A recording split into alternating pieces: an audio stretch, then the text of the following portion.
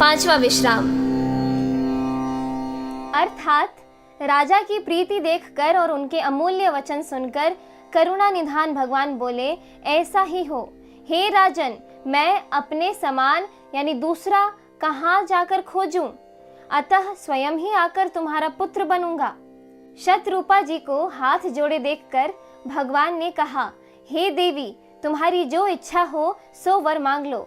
शतरूपा ने कहा, हे नाथ, चतुर राजा ने जो वर मांगा, हे कृपालु, वह मुझे बहुत ही प्रिय लगा। परंतु हे प्रभु, बहुत ढिठाई हो रही है। यद्यपि हे भक्तों का हित करने वाले, वह ढिठाई भी आपको अच्छी ही लगती है। आप ब्रह्मा आदि के भी पिता यानी उत्पन्न करने वाले, जगत के स्वामी और सबके हृदय के भीतर की जानने वाले ब्रह्म हैं। ऐसा समझने पर मन में संदेह होता है, फिर भी प्रभु ने जो कहा वही प्रमाण सत्य है। मैं तो यह मांगती हूँ कि हे नाथ, आपके जो निज जन हैं, वे जो अलौकिक अखंड सुख पाते हैं और जिस परम गति को प्राप्त होते हैं, हे प्रभु, वही सुख, वही गति, वही भक्ति, वही अपने चरणों में प्रेम, वही ज्ञान और वही रहन सहन कृपा करके हमें दीजिए। रानी की कोमल, गूढ़ और मनोहर श्रेष्ठ वाक्य रचना सुनकर कृपा के समुद्र भगवान कोमल वचन बोले, तुम्हारे मन में जो कुछ इच्छा है वह सब मैंने तुमको दिया, इसमें कोई संदेह न समझना।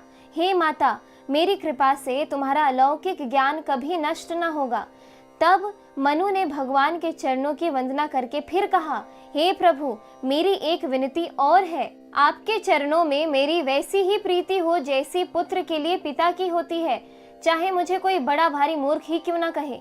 जैसे मणि के बिना सांप और जल के बिना मछली नहीं रह सकता, वैसे ही मेरा जीवन आपके अधीन रहे, यानी आपके बिना न रह सके। ऐसा वर मांग कर राजा भगवान के चरण पकड़े रह गए। तब दया के निधान भगवान ने कहा, ऐसा ही हो। अब तुम मेरी आज्ञा मानकर देवराज इंद्र की राजधानी अमरावती में जाकर वास करो। हे तात, वहाँ स्वर्ग के बहुत से भोग भोग कर कुछ काल बीत जाने पर तुम अवध के राजा होगे। तब मैं तुम्हारा पुत्र होऊंगा।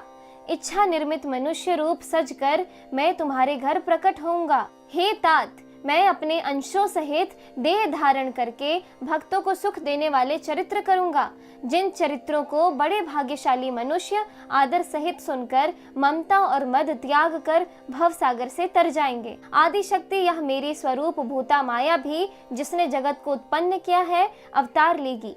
इस प्रकार मैं तुम्हारी अभिलाषा पूरी करूंगा।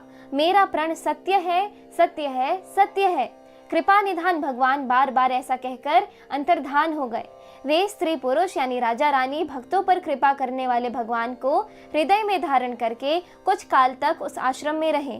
फिर उन्होंने समय पाकर सहज ही बिना किसी कष्ट के शरीर छोड़कर अमरावती इंद्र की पुरी में जाकर वास किया। याज्ञवल्क्य जी कहते हैं, हे भरद्वाज, इस अत्यंत पवित्र इतिहास को शिवजी ने पार्वती से कहा था। अब श्री राम के अवतार लेने का दूसरा कारण सुनो। मास पारायण, पांचवा विश्राम। इस एपिसोड में इतना ही। आगे की कथा सुनने के लिए कृपया मेरे YouTube चैनल को जरूर सब्सक्राइब कर लें। धन्यवाद।